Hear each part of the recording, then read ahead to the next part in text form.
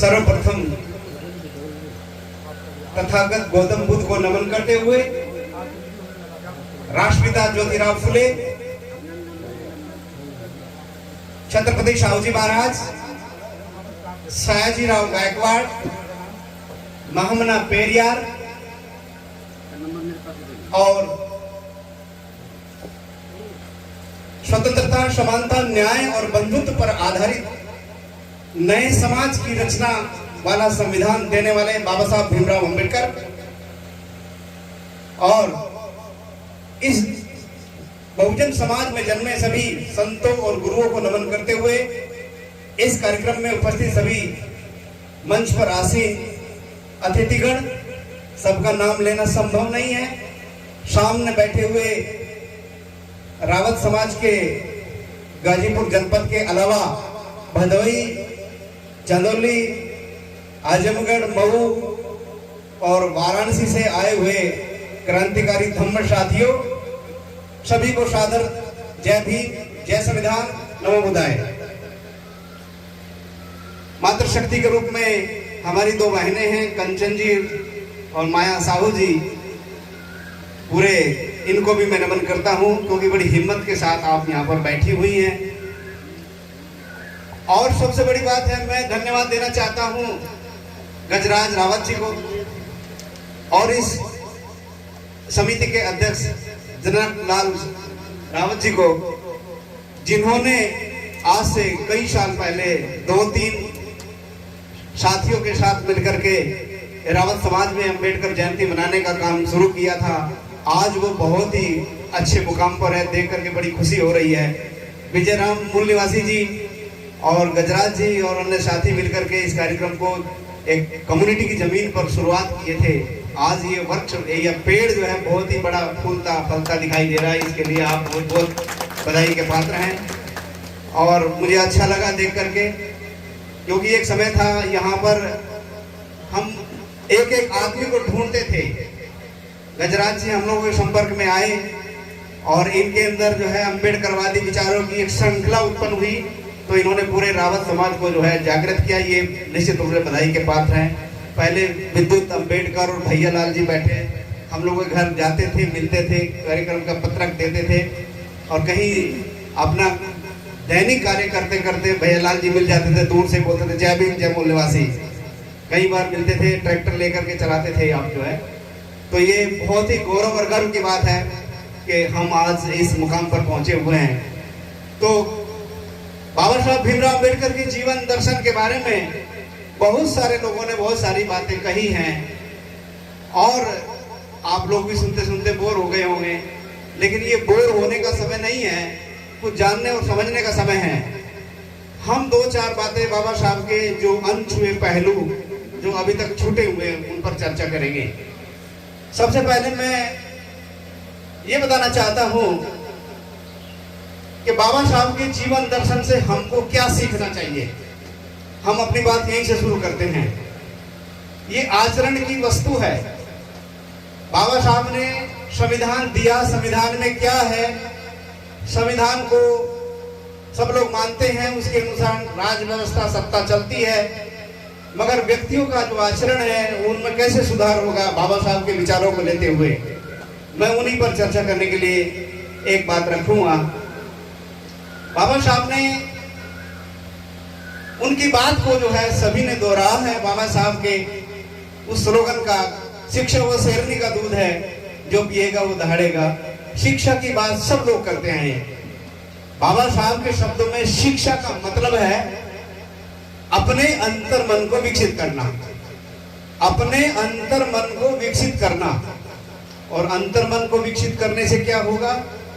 बुद्धि की वृद्धि होगी, बुद्धि का विकास होगा, बुद्धि से विवेक का विकास होगा, विवेक से न्याय का विकास होगा, न्याय से निर्णय का विकास होगा, निर्णय से नेतृत्व का विकास होगा, जो आज हमारे समाज में नितांत कमी है। शिक्षा से बुद्धि, बुद्धि से विवेक, विवेक से न्याय, न्याय से निर्णय, निर्णय से नेतृत्व बनता है। इसलिए बाबा साहब ने कहा जो नेता बनेगा, जो लीडर बनेगा, जरूर शेर की तरह दहाड़ेगा। इसलिए शिक्षा परम आवश्यक है। दूसरी अंतर्मन विकसित करने की बात यह है, जैसे शिक्षा अगर किसी को मिलती है तो वो सबसे पहले बोलना सीखता है, उसके अंदर नेतृत्व की क्वालिटी डेवलप हो जाती है, और वो अंतर्मन का विकास होना किस लिए होता है ये मैं बताना चाहता हूं। जैसे अधिकांश लोग वो ऐसी शिक्षा जो ये बताती है कि हमारा दोस्त कौन है, हमारा दुश्मन कौन है, हमारा मित्र कौन है, हमारा शत्रु कौन है, और हम अंधविश्वासों से, पाखंड से, ढोंग ढकोसलों से, बेकार के रीति रिवाजों से मुक्त होते हैं तो ही हमारा अंतर्मन विकसित होता है। जैसे अधिकांश लोग ये मानते हैं कि हमें जो जन्म मिला है, जहां भी मिला है, हमें पिछले जन्मों के कर्मों के कारण मिला है। यदि हम अछूत बने हैं तो पिछले जन्मों के बुरे कर्मों के कारण हमें अछूतपन में जन्म लिया है। बाबा साहब कहते हैं हमें ऐसी शिक्षा की आवश्यकता है जो हमारी इस बात को मिटा दे। ये पिछले जन्मों के कर्मों के कारण आपका फल नहीं मिला है, अछूत में पैदा हुए। ये क्या है? ये राज व्यवस्था का निर्मित है, मानव का निर्मित है। धूर्त, मक्कार और चालाक लोगों ने ये बनाया है। यदि हमें इस बात का ज्ञान हो जाएगा वही हमारी सच्ची शिक्षा है। क्योंकि यदि हम यही मानते रहेंगे कि हमें पिछले जन्मों के कर्मों के कारण अछूत जाति में जन्म मिला है तो हम चाह करके भी निश्चित सुधर पाएंगे। तो बाबा साहब यहाँ पर कहते हैं कि मनुष्य ये चाह करके भी सुधार नहीं कर सकता अपना, क्योंकि वो मानता रहता कि मैं ही दोषी हूं। यदि मैंने पिछले जन्मों में अच्छे कर्म किए होते तो शायद मुझे अछूतपन का ये पुरस्कार ना मिलता। तो चाह करके भी सुधार नहीं कर सकता। तो बाबा साहब कहते हैं कि इसको बिल्कुल मानना बंद करो, ये मानव निर्मित है, हमें यही के द्वार खोलना है, पाखंडों से दूर रहना है। सबसे बड़ी फिलॉसफी ये है। तो यदि हम शिक्षा का अर्थ साक्षर से लेते हैं या डिग्रियों से लेते हैं या नौकरी से लेते हैं, वो मायने नहीं रखता। बाबा साहब का कहने का मतलब है कि हम ये माने कि हमारा जन्म पिछले जन्मों के कर्मों के फल के अनुसार नहीं हुआ है। कोई ऐसा लेखाकार नहीं है जो हमारे लेखा जोखा को लिख रहा हो, ये सब मानव ने बनाया है। इस भ्रम को हमसे भीतर से निकालना होगा। उनकी शिक्षा का ये अर्थ है। दूसरी बात, बाबा साहब कहते हैं कि जो है ऐसे लोग, वो कहते हैं जब उन्होंने धम्म चक्र परिवर्तन शुरू किया था तथागत गौतम बुद्ध ने, उनकी बात को बुद्ध और धम्म में लिखते हुए कहते हैं कि हर व्यक्ति को, हर समाज को अपने जीवन का जो अच्छा बनना चाहता है, जो समाज अच्छा बनना चाहता है या जो व्यक्ति अच्छा बनना चाहता है, उसे अपने जीवन का एक मापदंड निर्धारित करना होगा। और मापदंड का मतलब क्या बताया उन्होंने पंचशील का सिद्धांत बनाया कि ये मापदंड है। यानी किसी चीज को मानने का जो है कि ये हम कहाँ तक पहुंचे, उसका एक मापदंड होना चाहिए। जैसे हम यहाँ से मऊ जाते हैं तो मऊ जाने के लिए बीच बीच में किलोमीटर के निशान बने रहते हैं। तो हम देखते रहते हैं कि हम 1 किलोमीटर आए, 2 किलोमीटर आए या 3 किलोमीटर आए, चलते चलते 40 किलोमीटर चले जाएंगे, मऊ आ जाएगा। तो कहते हैं मापदंड निर्धारित होना चाहिए। तो उन्होंने कहा पंचशील एक ऐसा मापदंड है जिसमें कहते हैं कि हम जो है नशा नहीं करेंगे। यानी सुरा मेर मध्य वेर मणि शिखा पदम समाधियामी, यानी हम किसी प्रकार का नशा नहीं करेंगे। काम सुमेच्छा चारा वेर मणि शिखा पदम समाधियामी, यानी हम जो है काम भावनाओं से विरत रहेंगे या पर पुरुष या पर स्त्री गमन से विरत रहेंगे। इस तरह से हम हिंसा का पालन नहीं करेंगे और हम हमेशा जो है अपनी बुद्धि को निर्मल बनाते रहेंगे। इस तरह से उन्होंने मापदंड बनाया। तो कहते हैं कि मापदंड को हम जो है मान करके चलेंगे और नशा से दूर रहेंगे। तो ये मापदंड बनाया। तो इस मापदंड के अनुसार हम अपने आप को मापते रहते हैं, हम कहाँ तक पहुंचे, क्या हम इन जितने शील हैं इनका पालन करते हैं कि नहीं करते हैं तो नहीं। तो उन्होंने कहा समाज में जो लोग बढ़ना चाहते हैं वो इसको जरूर निर्धारित करें। तो कहते हैं कुछ लोग ऐसे होते हैं जिनके जीवन का कोई मापदंड ही नहीं होता। जब उनके जीवन का कोई मापदंड नहीं होता तो उन्हें ये भी नहीं पता चलता कि हम गुलाम क्यों हैं। दूसरे वो लोग हैं जिन्होंने अपने जीवन का मापदंड बनाया मगर वो जो है उस तक पहुंच नहीं पाए। तो आज नहीं तो कल जो है उस मापदंड पर जो है वो खरे उतर जाएंगे और उसको पालन करके आगे बढ़ जाएंगे। तो अच्छा बनने का मापदंड बनाना होगा।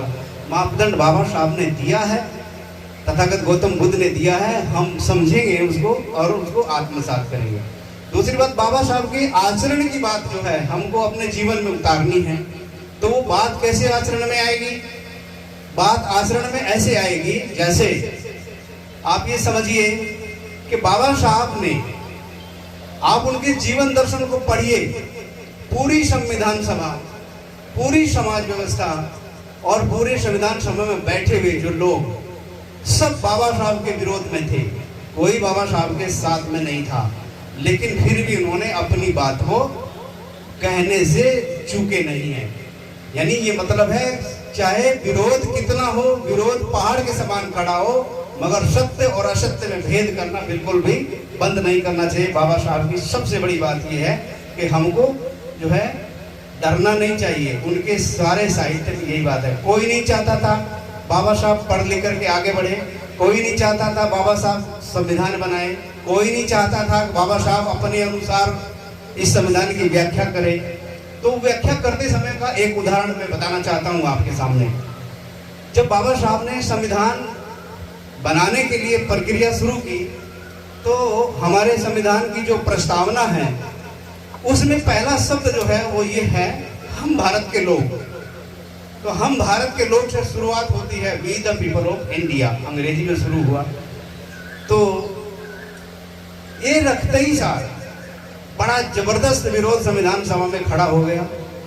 संविधान सभा के एक मेंबर थे जिनका नाम था H.B. कामत, पंडित जी थे। उन्होंने कहा, I oppose that Ambedkar the starting of the Indian constitution in the name of God, GOD, God के नाम से शुरू होना चाहिए। हम भारत के लोगों का हम विरोध करते हैं, हम we the people of India का विरोध करते हैं। उसके बाद तुरंत खड़े हो गए मौलाना हसरत मोहने, मुसलमान थे, कम्युनिस्ट विचारधारा के व्यक्ति थे। उन्होंने कहा, I also oppose that Ambedkar the starting of the Indian constitution in the name of Allah, कि भारत के संविधान की शुरुआत अल्लाह के नाम से होनी चाहिए। उसके बाद क्या हुआ, पंडित मदन मोहन मालवीय भी खड़े हो गए। वो कहा कि नहीं, ओम नमः से शुरू होना चाहिए भारत के संविधान की शुरुआत। उसके बाद नहीं रहा गया, एक पंडित हृदयलाल कुंजरू थे और वो उन्होंने उदाहरण दिया कि आयरलैंड देश जो है वो भी आज़ादी की लड़ाई लड़ रहा था और वो जो है भारत से पहले आज़ाद हो गया। जब उसका संविधान लिखा जाने लगा तो पहली लाइन वहाँ लिखा था, परम पिता परमेश्वर की असीम अनुकंपा से। आयरलैंड के संविधान में मन असीम शक्ति की अनुकंपा से। तो इसकी जगह पर मैं लिखना चाहता हूँ, परम श्रद्धेय, परम आदरणीय, परम सम्मानित महात्मा गांधी जी की असीम अनुकंपा से शुरुआत होनी चाहिए। विवाद बढ़ गया बहुत ज्यादा। ये सारा संविधान सभा की जो डिबेट है उसमें लिखा हुआ 30 खंडों में ये पुस्तक है, जो मैं बोल रहा हूँ उसी तरह लिखा हुआ, हमारे घर पर रखी है। 12 खंडों में पुस्तक है, वो आप देख सकते हो। तो उसके बाद जो है जब विवाद बढ़ गया, कई दिन तक ये चर्चाएं चलती रही, किसी मुकाम पर नहीं पहुंचे। डॉक्टर राजेंद्र प्रसाद ने पूछा बाबा साहब अम्बेडकर से, कहा, डॉक्टर अम्बेडकर इसका बात का जवाब दीजिए, विरोध हो रहा है। तो बाबा साहब खड़े हुए, उन्होंने कहा, चूंकि ये लोकतंत्र का संविधान है, लोकतंत्र में जनता ही शक्ति का केंद्र होती है, लोकतंत्र में जनता ही शक्ति का केंद्र होती है, सारी शक्ति जनता से आती है, जनता माने लोग, हम भारत के लोग। इसलिए starting of the Indian constitution we the people of India से ही शुरू होना चाहिए। इसके बाद फिर विवाद हो गया, तो वोटिंग होने का नंबर आया। जब वोटिंग हुआ, ईश्वर के, अल्लाह के, गॉड के नाम पर केवल 68 वोट पड़े और भगवान हार गया और लोकतंत्र जीत गया। ये बाबा साहब का विरोध था। तो ये बात मैं इसलिए बताना चाहता हूं कि बाबा साहब ने कुल विरोध के बावजूद भी अपनी बात को जो है तर्क संगत रखते हुए कभी नहीं डरे, सत्य बात कहने के लिए कभी नहीं चूके। तो बाबा साहब का ये आचरण हमको हर जगह आचरण अपने अंदर आत्मसात करना चाहिए, ये बात उन्होंने बताई। बाबा साहब ने एक पुस्तक लिखा जिसका नाम है बुद्धा एंड धम्मा। उसमें तथागत गौतम बुद्ध के विचारों को समाहित करते हुए उन्होंने एक बात कही कि जितने भी लोग हैं जो आदर्श समाज बनाना चाहते हैं, हम उस दबे कुचले समाज के लोग हैं जिन्हें वर्ण व्यवस्था में शूद्र और वर्ण व्यवस्था के बाहर अछूत बना के रखा था, जिनको कोई अधिकार नहीं था। आप लोग जानते हैं कैसे कि ब्रह्मा के मुंह से ब्राह्मण, भुजाओं से क्षत्रिय और जो है जंघाओं से वैश्य और पैरों से शूद्र पैदा हुआ। ये वर्ण व्यवस्था के लोग हैं, इनको कहते हैं सवर्ण। और जो वर्ण व्यवस्था के बाहर हैं वो होते हैं अवर्ण, यानी आउटकास्ट या वर्णबाह्य। तो शूद्र माने जो आजकल के ओबीसी के लोग हैं, ये शूद्र है, इनसे सेवा लिया जा सकता था। मगर जो अछूत है, अनटचेबल से, वो घरों में नहीं जा सकते थे, संपर्क में दूर से दूर ही रहा जाते थे, कुछ छूना बना था। तो इस तरह से वो लोगों को जो है वर्णबाह्य का, वर्ण व्यवस्था के बाहर था। तो जो है यदि हम एक आदर्श समाज के रूप में अपने आप को खड़ा कर देना चाहते हैं तो हमें अपने अंदर झांक के देखना चाहिए। तो झांक के देखने के लिए उन्होंने बताया कि 4 श्रेणियां अपने बताई गई है। एक प्रकार के वो लोग होते हैं जो केवल अपने लिए काम करते हैं या अपने भले के लिए काम करते हैं। दूसरे प्रकार के वो लोग बताए उन्होंने कि जो दूसरे के भले के लिए काम करते हैं, अपना सर्वस्व लुटा देते हैं, दूसरे की सेवा करते करते अपना सारा समाज, सारा व्यवस्था सब खत्म कर देते हैं। तीसरी श्रेणी के वो लोग बताए कि जो ना तो अपना ही भला करते, ना किसी दूसरे का ही भला करते। तीसरी श्रेणी के वो लोग बताए।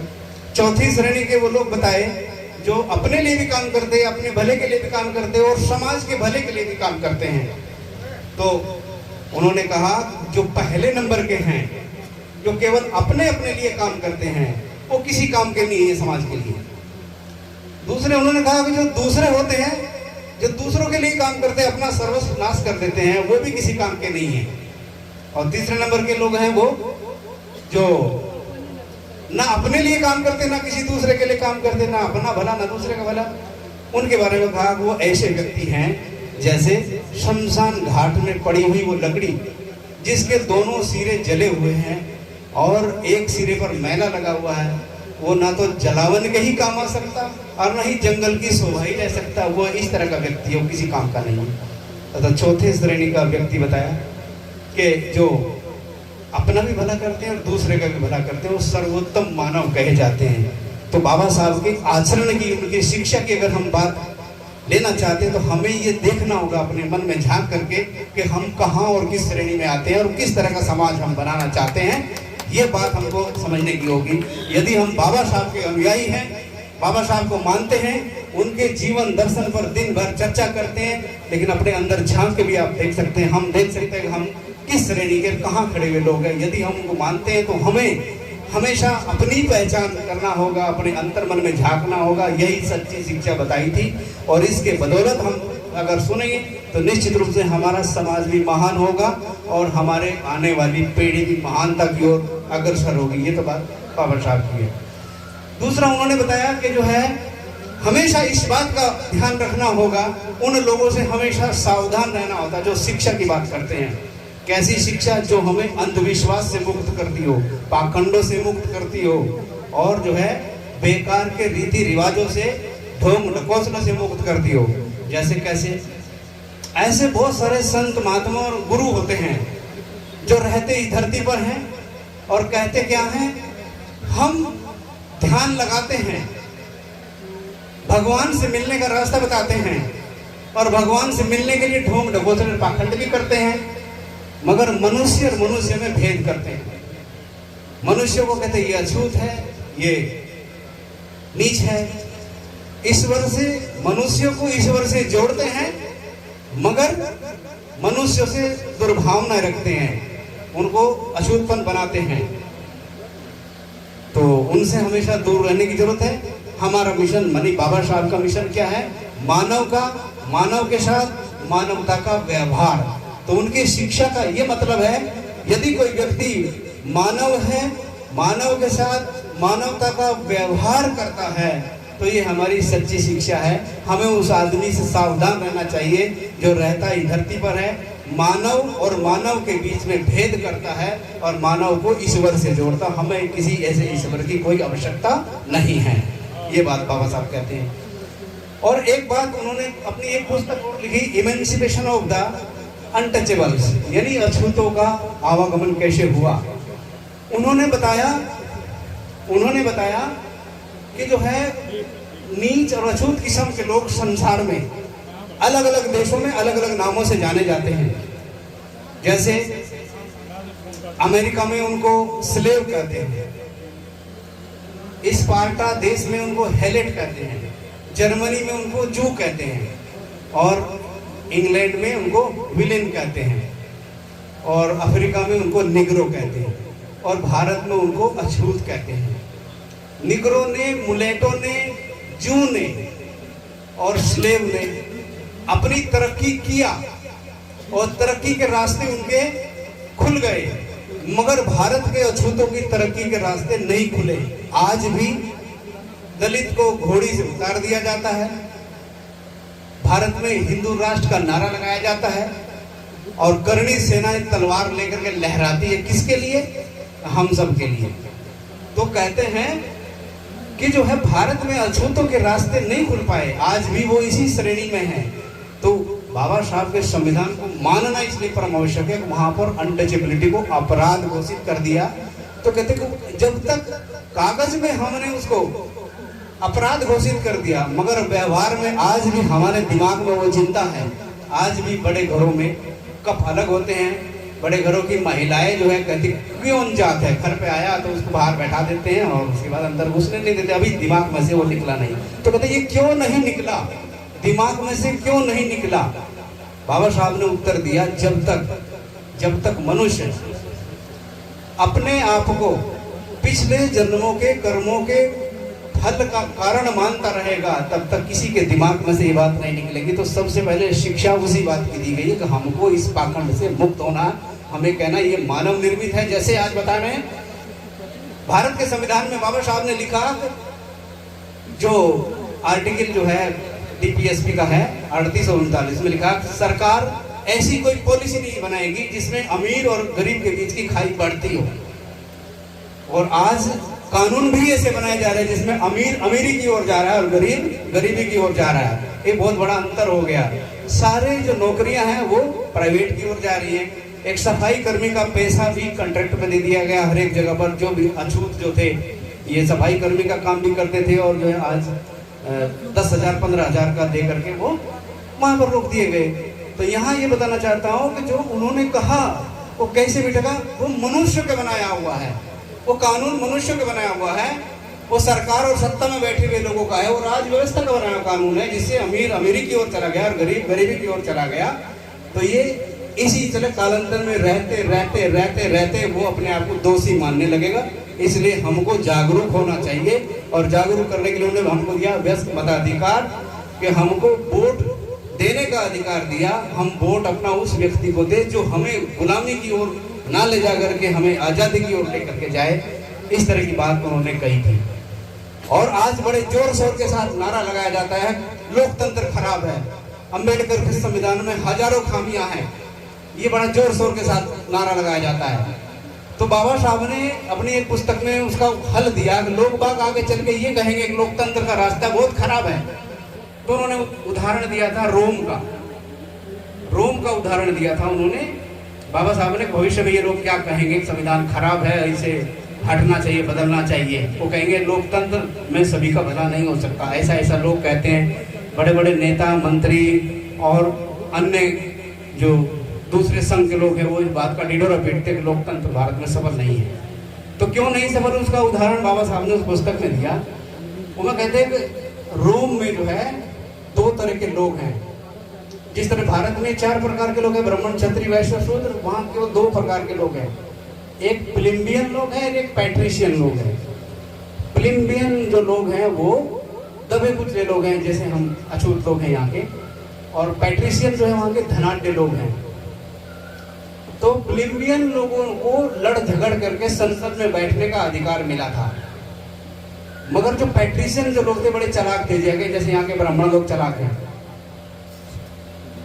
उन्होंने कहा कि एक बुल्टी देवी होती है रोम में, उन्होंने कहा कि जो है यदि बुल्टी देवी का देवज्ञ माने पुजारी जिस सांसद को स्वीकार कर लेगा वही संसद में बैठेगा, भले ही वो बहुत बहुमत से जीत करके आया हो। वहां लोकतंत्र स्थापित हो गया था।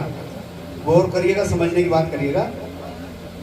वो कहते कि एक कोई सांसद है, विधायक है, जीत करके आया है बहुमत से, बहुत बड़े बम्पर वोटों से जीत करके आया है, लेकिन वहां ये मान्यता घर की हुई है कि यदि बुल्टी देवी का देवक यानी पुजारी जब तक उसे स्वीकार नहीं करेगा, स्वीकृति नहीं देगा, तब तक वो संसद में नहीं जा सकता।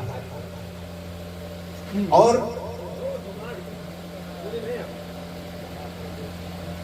दिमाग लगाया कि वो संसद में नहीं जा सकता। कहां दिमाग बंधन बना दिया उसका, देवी स्वीकार करेगी उसको। और जब वो स्वीकार किसको करेगा, जो पैट्रिशियन लोगों के नजदीक हो, उनकी हाँ में हाँ मिलाता हो, वो समझ जाते थे जो उनकी हाँ में हाँ मिलाएगा और उनके कहने पे चलेगा, उनके कहने पे बिल वाउचर पे साइन कर देगा, उसे उसका देवज्ञ स्वीकार करेगा, पुजारी उसका स्वीकार कर लेगा। और जो देखेंगे लड़ाकू है, हमारे विरोध में जाके कानून बना देगा, उसको वो बिल्कुल मना कर देता था। ठीक भारत में भी इसी तरह का हुआ। सभी पार्टी के लोगों ने ऐसे सांसद और विधायकों को चुना जो उनके पिछलग्गू हो, उनकी बात मानते हो। जिस तरह से वहां बुल्टी देवी के पुजारी के माध्यम से संसद और विधानसभा में उच्च कोटि के प्लेबियन लोगों के मताधिकार को विनष्ट कर दिया गया, इसी तरह हमारे यहाँ के जो विधायक सांसद है, जो शेड्यूल कास्ट के 125 एमएलए होते हैं और 119 सांसद होते हैं, जो पार्टी के नियमों से बंद कर पार्टी के विरोध में फैसला नहीं ले सकते।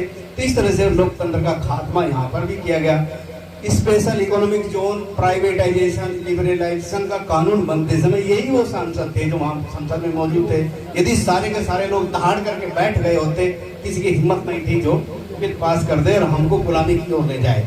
तो बाबा साहब कहते हैं कि हमें शिक्षा ऐसी चाहिए जो हमें हमारे दोस्त और दुश्मन की पहचान करा दे, हमारे अच्छे बुरे की पहचान करा दे, वही हमको आत्मसात करना, जो हमको बंधनों से मुक्त कर दे। जो हम कहते हैं कि हम पिछले जन्मों के कारण ऐसा जीवन झेले हुए, हम लगातार अच्छा जीवन बनाने के लिए अपने अपने धर्मों का पालन करते चले जा रहे हैं, ताकि हमें अगला जन्म फिर से इस अछूतपन में ना मिले, हम ब्राह्मण बन जाए। जीते जी कोई नहीं सम्मान मिला, मरने के बाद किसने देखा किसी को सम्मान मिलेगा कि मिलेगा, बताइए? नहीं मिल सकता। तो आज ही हम अब इस अम्बेडकर जयंती के अवसर पर हम ये संकल्प में इस बात को अपने दिमाग से निकल दें, इस बात को मानना बंद कर दें। हम किसी ऐसी अदृश्य शक्ति पर विश्वास करना बंद करें। हम बाबा साहब ने, तथागत गौतम बुद्ध ने कहा आप दीपक हो गए, अपना प्रकाश स्वयं बनो, और यही उनकी सच्ची शिक्षाएं थी। ये तो बात रही इसकी। दूसरी बात उन्होंने एक और बताना चाहता हूँ इसमें, जैसे आजकल जगह पर जो है अम्बेडकर जयंतियां मनाई जा रही है और बाबा साहब के साहित्य में बदलाव भी किया जा रहा है। साहित्य में बदलाव करने का मतलब है, हमारे राष्ट्रपिता ज्योतिराव फुले ने कहा, उन्होंने ब्राह्मणों के बारे में कहा ये कलम कसाई होते हैं। कलम कसाई का मतलब होता है कलम से हत्या करने वाले। कलम से हत्या करने का मतलब विचारों की हत्या करने वाले। तो बाबा साहब ने चावदार तालाब की चर्चा आई थी यहाँ पर। चावदार तालाब में पानी के लिए संघर्ष किया था और मंदिर प्रवेश के लिए भी संघर्ष किया था। अब छोटी छोटी पुस्तकें आ रही हैं तो उसमें लिखा जा रहा है कि बाबा साहब ने मंदिर में घुसने के लिए आंदोलन किया था। भगवान के सच्चे पुजारी थे, ब्राह्मण लोग उनको घुसने नहीं दे रहे थे, बाद में जो है वो घुसने लगे मंदिर में, भगवान के सच्चे पुजारी थे। जबकि उनका मकसद क्या था, वो अंग्रेजों को दिखाना चाहते थे यदि ये हमको हिंदू समाज का अंग मानते हैं तो हमको सब जगह जाने की परमिशन दे। अंग्रेजों को दिखाना चाहते थे। उन्होंने वाक्य बदल दिया। तो आगे आने वाले 100 सालों में जब पढ़े लिखे लोग नहीं रहेंगे, जो लिखेंगे वही मानेंगे। वो तो वही कहेंगे हमारा, जब हमारा पुरखा बाबा साहब भीमराव अम्बेडकर मंदिर में जाने के लिए आतुर था, किताब में लिखा, हम भी वही मानेंगे। तो इसलिए उन्होंने एक रास्ता दिया, किसी की बात को तब तक मत मानो किसी की बात को तब तक मत मानो कि किताब में लिखी या किसी आदमी ने कही है, जब तक आपके तर्क की कसौटी पे खरी ना उतरे तब तक उसको मत मानो। क्योंकि बाबा साहब जो उस समय की सामाजिक व्यवस्था थी, जो आज तक कोई चली जा रही है, जगह जगह मंदिरों में बोर्ड लगे रहते हैं, अछूतों का प्रवेश मंदिर में वर्जित है, शूद्रों का प्रवेश मंदिर में वर्जित है। यहाँ धोती पहन गई, गाजीपुर में ही गंगादास बाबा का मंदिर है, उसमें कहते सबको धोती पहन कर जाना होता, पैंट शर्ट निकलवा देते हैं, पैंट निकलवा देते हैं। तो इस तरह से जो है उन्होंने एक बात बनाई थी। तो अंत में मैं ये जरूर कहना चाहूंगा आप लोगों को, हम सबको जो है बाबा साहब का लिटरेचर पढ़ना होगा और उसको तर्क की कसौटी पे खरा करना होगा। और उन्होंने कहा एक अष्टांगिक मार्ग भी दिया है। अष्टांगिक मार्ग की एक ही बात बताऊंगा केवल, उसमें कहते हैं साम्यक दृष्टि। और साम्यक दृष्टि का मतलब है ऐसी दृष्टि जो हमें ये बताए प्रकृति के नियमों के अनुसार ही जीवन यापन करना। प्रकृति के नियम क्या है? जैसे धम्मम शरणम गच्छामि कहा, धम्मम का मतलब होता है प्रकृति के नियमों के अनुसार जीवन यापन। जैसे पति पत्नी के संयोग से ही संतानोत्पत्ति होती है। किसी के सिर से यानी सिर से, मुख से या भुजाओं से, जंघों से कुछ नहीं पैदा होता, पैरों से कुछ नहीं पैदा होता है पति पत्नी के संयोग से ही। ठीक है, ये धम्म है। यदि ऐसी दृष्टि आपके पास है, ये भेद करती है पाखंड क्या है, पाखंड मुक्ति क्या है, अंधविश्वास क्या है, इस तरह की दृष्टि रखना होगा। वही इसीलिए उन्होंने कहा दृष्टि दो प्रकार की होती है और दृष्टि से बुद्धि विकसित होती है। और बुद्धि क्या होती है? दो बुद्धि है, बुद्धि और एक कुबुद्धि। बुद्धि अगर मंझ जाए तो वो बन जाती है मेधा, और इसीलिए हमने सुना होगा मेधावी छात्र है। और मेधा उससे आगे निकलेगी तो बनती है प्रज्ञा। प्रज्ञा ही संत है, महाप्रज्ञा है तो प्रज्ञा बनती है। उसके ऊपर आगे बढ़ती है तो बनती है श्रोत्रंबरा, माने ऐसी बुद्धि जहाँ टीवी नहीं, पत्रकार नहीं, कोई किताब नहीं और उसके अंदर विचार आते चले जाते। ऐसी दृष्टि आपको बनाना होगा और वो ऐसे नहीं डेवलप होगी, वो हमेशा लगातार चिंतन करने से विकसित होगी। तो एक साम्यक दृष्टि अष्टांगिक मार्ग का हिस्सा है। उन्होंने दो रास्ते बताए। यदि कोई व्यक्ति हमको हमारा शोषण करता है तो दुख दो प्रकार का होता है। एक दुख हम पाते हैं व्यक्तिगत दुराचरण के कारण। व्यक्तिगत दुराचरण का मतलब होता है हमने आपको गाली दिया, आपने तत्काल हमको गाली दिया, तुरंत उसका रिजल्ट मिल गया, ये व्यक्तिगत दुराचरण है। तो इसे बचने के लिए बताया उन्होंने पंचशील का पालन करो। दूसरा, यदि कोई व्यक्ति दूसरे को गुलाम बनाए, पाखंडों में ले जाए, अंधविश्वास में ले जाए, तो उसे हम कहते हैं अष्टांगिक मार्ग। अष्टांगिक मार्ग का पहला रास्ता है कि हम साम्यक दृष्टि रखें, अपनी ऐसी दृष्टि रखें जो हमें बताए पाखंड क्या है, अंधविश्वास क्या है, मुक्ति क्या है। इस बात को हमको पालन करना होगा। और बाबा साहब के विचारों के लिए लगातार एक श्रृंखला अप्रैल से लेकर के और आगे कई महीने तक चलती रहती है। थोड़ी सी बात और ये बताना चाहता हूँ कि जो हमारे संवैधानिक अधिकार कैसे कैसे खत्म होते चले जा रहे हैं, इस पर थोड़ी सी चर्चा करूँगा। अभी ज्योतिराव फुले की जो फिल्म थी उस पर जो है विवाद हो रहा है, उसे रिलीज नहीं होने दे रहे हैं। ज्योतिराव फुले के बारे में बताना चाहता हूँ। ज्योतिराव फुले ने जो है क्या किया था, सामाजिक क्रांति की शुरुआत वहीं से हुई। सामाजिक क्रांति की शुरुआत वहाँ से कैसे हुई? उन्होंने कहा ऐसे धर्म ग्रंथ जो हमको नीच और अशुद्ध बनाते हैं वो हमारे किसी काम के नहीं हैं। दूसरा, उन्होंने कहा कि यदि इस देश के शूद्र और अतिशूद्र, शूद्र कौन? जो वर्ण व्यवस्था में सेवा करते थे 3 वर्णों की, और अतिशूद्र जो वर्ण व्यवस्था के बाहर थे, जो अछूत कहे जाते हैं, ये सारे के सारे एक जगह मिल जाए, दोनों एक जगह मिल जाए तो निश्चित रूप से एक क्रांति हो जाएगी। राज सत्ता जो इनको उनके हाथ से छीनी गई थी वो इनके हाथ में मिल जाएगी। ज्योतिराव फुले ने ये आंदोलन चलाया था और एक संगठन बनाया था जिसका नाम है सत्य शोधक समाज। उस सत्य शोधक समाज में उन्होंने बताया था कि ऐसे धर्म ग्रंथ हमारे किसी काम के नहीं हैं जो हमको नीच अछूत और पता नहीं राक्षस और किस तरह का बताते हैं। उनको सबको हमको त्यागना होगा और हमको जो है एक भाईचारा विकसित होगा। मूल निवासी संकल्पना वहीं से डेवलप हुई थी, वहीं से विकसित हुई थी।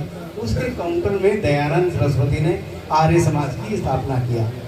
उन्होंने कहा वेदों को जला दो, आर्य समाज के दयानंद सरस्वती ने कहा वेदों की ओर लौटो। ये काउंटर आया, वो दूसरा विषय हो जाएगा।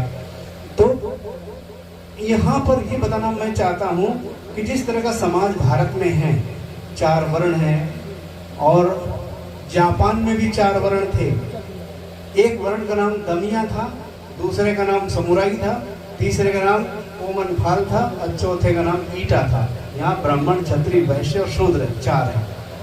तो सयाजी राव गायकवाड़ ने जो है एक ज्योतिराव फुले के बाद एक सेमिनार बुलाई, और सेमिनार में जो है उन्होंने ये बात रखी, जापान में जो है 4 प्रकार के लोग थे। दमिया ब्राह्मण के बराबर, समुराई क्षत्रिय के बराबर, कोमनफाल यहाँ के ओबीसी के बराबर और ईटा यहाँ के अछूतों के बराबर। तो वहाँ पे क्या हुआ, वहाँ पर सबसे बड़ी ये बात हुई जब ईटा लोगों के अंदर जागृति आई। देश के सारे साधन संसाधन जो थे वो ईटा ने दमिया और समुराई के पास में थी। दमिया और समुराई के पास में थी। जैसे यहाँ ब्राह्मण, क्षत्रिय, वैश्य के पास सारे देश के साधन संसाधन है। तो जो है ईटा लोगों के अंदर जब चेतना जागृत हुई, चेतना कहाँ से थी, भारत से बुद्धिज्म गया। वहाँ बहुत सारे भंते जी गए जापान में, उन्होंने बुद्धिज्म का प्रचार किया, मानवता का प्रचार किया, मानव को मानव का व्यवहार सिखाने वाला प्रचार किया। तो ईटा लोगों में जागृति आई। तब जो उनके लोगों में जागृति आई तो क्या हुआ, उनके अंदर इकट्ठा होना शुरू हो गए, वो इकट्ठा होना शुरू हो गए। दमिया लोगों की संख्या सैकड़ों में थी, समुराई की संख्या हजारों में थी, कोमनफाल की संख्या लाखों में थी, है ना, और ये संख्या ईटा लोगों की करोड़ों में थी। जब देखा करोड़ों लोग एक साथ खड़े हो रहे तो दमिया लोगों ने कहा कि ये रहे तुम्हारे उद्योग धंधे, ये रही तुम्हारी जमीन, जिस चाहो उस तरह से इसको जो है उपभोग करो, हमको भी अपने साथ रहने दो। यानी दमिया और समुराई को भय हो गया कहीं हमको कत्लेआम न कर दे, तो एकता इनके अंदर स्थापित हो रही है। तो जो है वो उसको कहते हैं एक ऐसी हंसी खुशी वाली क्रांति आई थी जापान में। किसके कारण? बुद्ध और अम्बेडकर, बुद्ध के विचारों के कारण आई थी, जिन्होंने मानवता का संदेश दिया था। तो भारत में भी संभव है। सयाजी राव गायकवाड़ ने कहा भारत में भी संबंध है उसका, भारत में भी ये संभव है। कैसे संभव है? ज्योतिराव फुले जो कह रहे हैं कि जो है कि शूद्र अति शूद्र एक हो जाओ। जब दोनों एक हो जाएंगे, इनकी संख्या कम है, ये भी इसी तरह से साधन संसाधन आपको सौंप देंगे, मगर इन्होंने बिल्कुल भी एक नहीं होने दिया। सयाजी राव गायकवाड़ को अभी अपनी बात कहे हुए लगभग 150 साल के करीबन हो गया, अभी तक हम लोगों के अंदर चेतना नहीं आई। यदि हम सच्चे अम्बेडकरवादी हैं, यदि सच्चे हम बुद्धवादी हैं, सच्चे हम ज्योतिराव फुले के अनुयायी हैं, पेरियार के अनुयायी हैं, हमको इस बात को समझना होगा। अनुसूचित जाति के लोग, अनुसूचित जनजाति के लोग, ओबीसी के लोग यदि मिल करके काम करेंगे तो इनकी औकात नहीं जो हम लोग सामने टिक पाए। और आप लोग भी सुनते सुनते बोर हो गए, कहने के लिए बहुत सारी बातें हैं। अब मैं अपनी बात को एक बात बता करके यही खत्म करूँगा, ये 2 बात बताऊँगा। हमेशा उन लोगों से सावधान रहना जो इस धरती पर रहते हैं और आपको ईश्वर तक मिलवाते हैं और जो है मनुष्य मनुष्य में भेद पैदा करते हैं। हम अपना चिंतन अपने आप करो, मानव का मानवता के मानव के साथ मानवता का व्यवहार जो सिखाए वही हमारा सच्चा गुरु है, तथागत गौतम बुद्ध जी, बाबा साहब भीमराव अम्बेडकर। इन्हीं शब्दों के साथ सभी को जय भीम, जय भारत, जय संविधान।